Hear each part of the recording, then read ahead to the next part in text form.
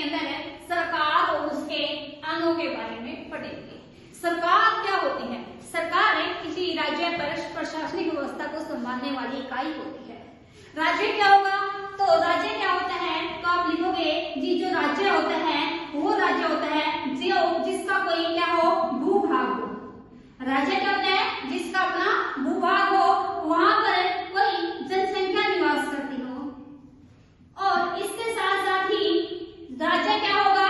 जिसके अंदर कोई सरकार प्रशासनिक इकाई के रूप में कार्य करती हो और उसमें जो संप्रभु हो, जिसके अंदर संप्रभुता हो, वही राज्य होता है। और इस राज्य पर मेन कार्य करना का दायित्व होता है सरकार का। आज हम सरकार के बारे में ही पढ़ेंगे। पहले जो शासन व्यवस्था थी और वो राज्य की सरकार यानी कि राज्य पर शासन, पहले शासन जो किया जाता था ये एक राज्य के द्वारा किया जाता था, लेकिन वर्तमान में सरकार करती है। पहले एक शासक या फिर राजा के द्वारा किया जाता था, लेकिन वर्तमान में सरकार के द्वारा शासन किया जाता है। सरकार क्या करती है? शासन क्या होता है? विधि बनाना, कानून बनाना, कानून को लागू करना और न्याय करना। ये तीनों के तीनों काम है किसी सरकार के द्वारा किए जाते हैं वर्तमान में।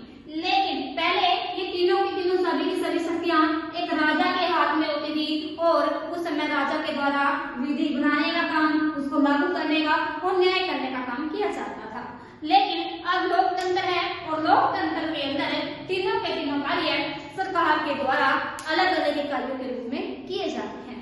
तो जिसमें हम सरकार के अंग पढ़ने वाले हैं। तो आज हम पढ़ेंगे सरकार और उसके अंग।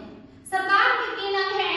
पहली है विधायिका, दूसरी है कार्यपालिका और तीसरी है न्यायपालिका।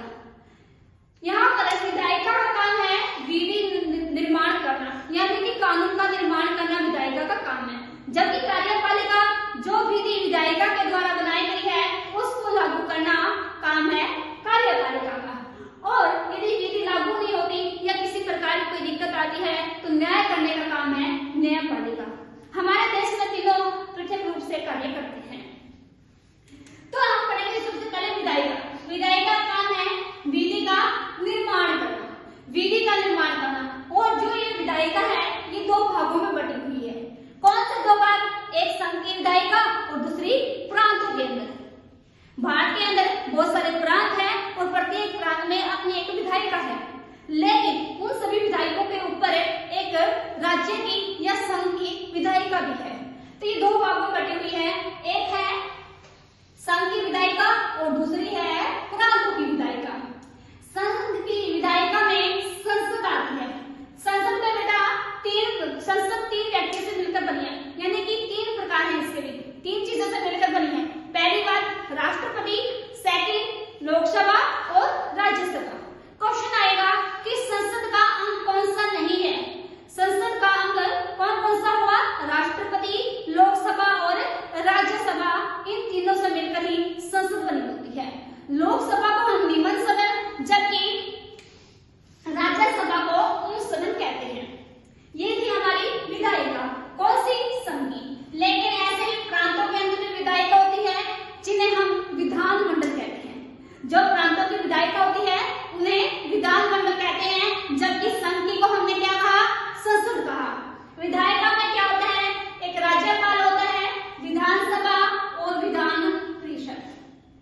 राज्य की प्रांतों की विधानसभा मंडल तीन प्रकार से बना होता है, तीनों से मिलकर बना होता है, राज्यपाल से, विधानसभा से और विधान परिषद से। लेकिन जो विधान परिषद है ये भारत के सभी राज्यों में नहीं है। वर्तमान में भारत के 6 राज्यों में विधान परिषद है। कौन से राज्यों में है? आंध्र प्रदेश, तेलंगाना, कर्नाटक, महाराष्ट्र, बिहार और यूपी। इन 6 राज्यों के अंदर विधान परिषद है। इससे पहले 7 में थी, पश्चिम बंगाल में अभी पीछे हटा दी। सिर्फ वर्तमान में 6 राज्यों के अंदर विधान परिषद है और वो आंध्र प्रदेश, तेलंगाना, कर्नाटक, महाराष्ट्र, बिहार और यूपी। इन 6 स्टेट्स के अंदर विधान परिषद है। उसके बाद आती है कार्यपालिका।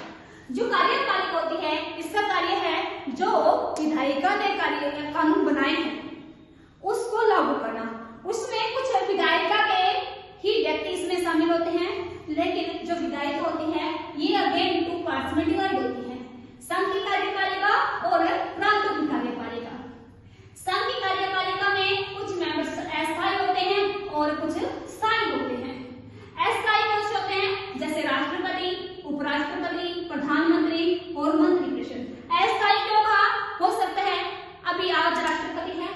कौन कौन महाभियोग की प्रक्रिया द्वारा ये हटा दिया जाए, या प्रधानमंत्री है अभी हमारे यहाँ पर जो प्रमुख व्यक्ति होता है राष्ट्रपति होता है, लेकिन प्रमुख कार्यकारी व्यक्ति की बात करें वो प्रधानमंत्री है हमारे देश में। आज बहुमत प्राप्त न कर पाए, प्रधानमंत्री अपना बहुमत खो दे तो सरकार गिर जाएगी। तो कैसे हुई? अस्थायी हुई, ये स्थायी नहीं कर सकते। जबकि स्थायी इसमें स्थायी में कौन से आए? नौकरशाही, जो भी कर्मचारी है सरकार के या अधिकारी हैं जिनका कार्यकाल निश्चित होता है, जैसे 62 वर्ष, 65 वर्ष या 5 वर्ष, ऐसे कुछ निश्चित होता है कि इतना वर्ष तो ये लगेगा, तो उनको बोलेंगे स्थायी। ऐसे ही प्रांतों में भी अस्थायी और स्थायी होते हैं। अस्थायी राज्यपाल, मुख्यमंत्री और मंत्रिपरिषद, इनको किसी भी समय हटाया जा सकता है। मंत्रिपरिषद अपना बहुमत खो दे तो हटाई जा सकती है। मुख्यमंत्री यदि मुख्यमंत्री अपना त्याग पत्र दे तो मंत्रिपरिषद का त्याग पत्र माना जाता है, तो वो क्या होगी? अस्थायी होगी। लेकिन कुछ है राज्य सरकार के नौकरशाही अधिकारी और कर्मचारी, यहाँ पर भी सेम चीजें हमने देखी, लेकिन ये